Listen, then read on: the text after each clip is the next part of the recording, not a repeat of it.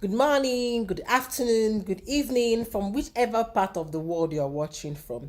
So, welcome back to Sparkling Cakes and Food by Dinah. So, today I'll be showing you guys how to make banana bread. So, thank you to everyone who has subscribed to this channel. Thank you to everyone who watched my videos. If you've not subscribed yet, please, what are you waiting for? Subscribe, like, share, comment. This banana bread brought a lot of beautiful reviews for me. So let me show you guys how to make it in a very easy way, and the ingredients that you need to make this include. So these are the ingredients to be needing. We need overripe banana. These bananas are not overripe. They are not spoiled. They are just overripe. Then you need a mixing bowl and a whisk. Then you need your flour. So in my flour, I have some powdered banana flavor I bought from PAYLESS company. This flavor is so amazing. Then here I have some milk. Into this bowl, I transferred 4 tablespoons of powdered milk and then a cup of water to get a cup of liquid milk. Then I have some vegetable oil. Then here I have some toasted coconuts. Then here I have a tablespoon of cinnamon powder, a teaspoon of nutmeg, and then a tablespoon of cocoa powder. Then here I have a cup of sugar. Here I have 2 eggs. Here I have a tablespoon of baking powder and a teaspoon and half a teaspoon of baking soda, and then I have more coconuts here.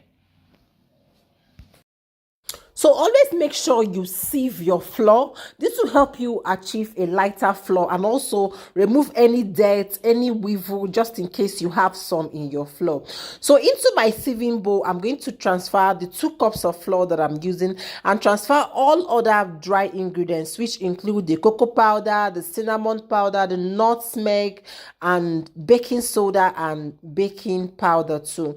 So I'm going to transfer all this into my bowl and then carefully sieve this into transfer it into my sieve, and then sieve it into a bigger bowl. You can see how I'm doing. Just take your time. You can get a bigger bowl. So this is the one I have at the moment. So I'm going to sieve this and then use my hand to dissolve the little granules that I have. So after which you're going to shake this together. You can use a spoon or a whisk, whatsoever it is, and mix all the ingredients together so that you don't have clumps of nutmeg, cocoa powder, or whatsoever it is clustered to one end. So you're just going to carefully mix this together. When you are okay with it, you're going to set this aside and then proceed to mixing together your other wet ingredients. So into this bowl, I have my overripe bananas. I've thoroughly washed them. So I'm just going to carefully peel them one at a time and then transfer them into my bowl. You can see they are still firm. It's something you can still throw into your mouth and still eat. You can see they are still firm. They are not rotten. The back might look as if it's rotten, but it's not. It's just overly ripe. So I'm going to give this a very good mash. Mash it very well until you achieve a beautiful puree. So when you've thoroughly mashed this and you are okay with it, if you want some chunks, you can also leave. Then little at a time, you start pouring in all the other wet ingredients. Here I've transferred the eggs. So the next I'm going to do now is to transfer the vegetable oil. Please always make sure you make use of good vegetable oil so that it will not affect the taste of your banana bread. Now I'm going to transfer the milk, the liquid milk. I'll just carefully pour this into the bowl too. Now I'm going to transfer my granulated sugar too into the bowl, and then I'll give this a gentle stir.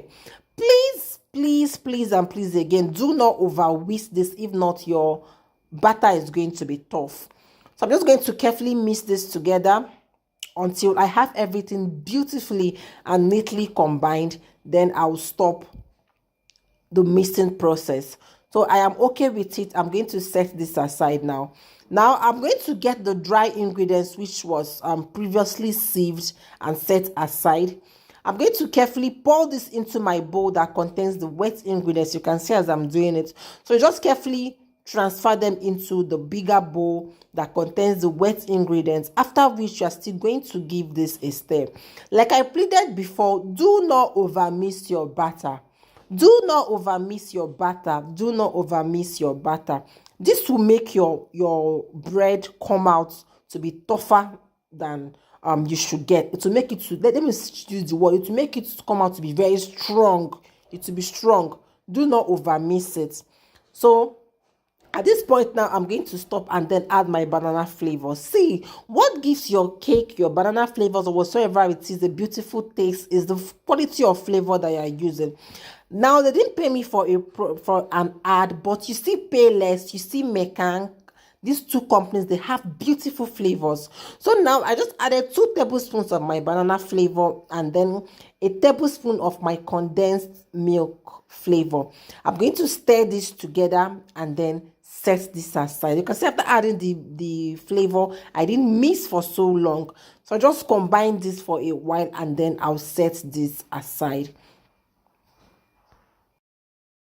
So you're going to transfer the mixture into your bowl. But before doing that, you must have greased your bowl with some margarine, add some flour, tilt together so that your mixture will not stick into your pan.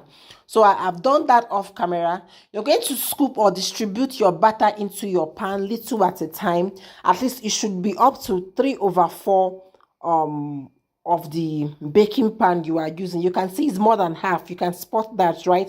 It's more than half, so that when it bakes, it will be able to fill the pan. Now the customer requested for plain classic banana bread and then some coconut banana bread. So what I did was I just had to transfer some of the grated coconuts into the remaining batter, mix this together and then transfer into my bowl. That's exactly what I just did. So now if you want to go extra too, you can just also add half teaspoon of coconut flavor if you want to make coconut flavor too. But if you don't have that, you can also do without it. I don't have at the moment, so I did not add. So after distributing my batter into my pan, I'm going to carefully top this with some of the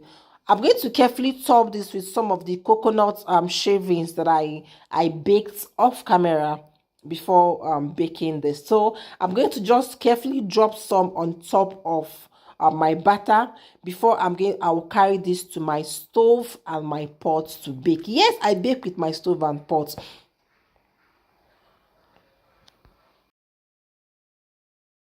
So this is what the final beautiful look looks like. This is the coconut banana bread, and the previous one was just the classic banana bread. So you can see for yourself, I used a stove and a pot to bake this, and it came out looking very beautiful. So you can see it came out looking very beautiful. There's nothing you cannot use your stove and your pot to bake, so just make sure you regulate it very well. In my next video, I will also be sharing how you can bake with your stove and your pot. You can also check the description box below for the link on how you can also bake with your stove and with your pots. So thank you so much for joining me in this tutorial. See you all in my next tutorials.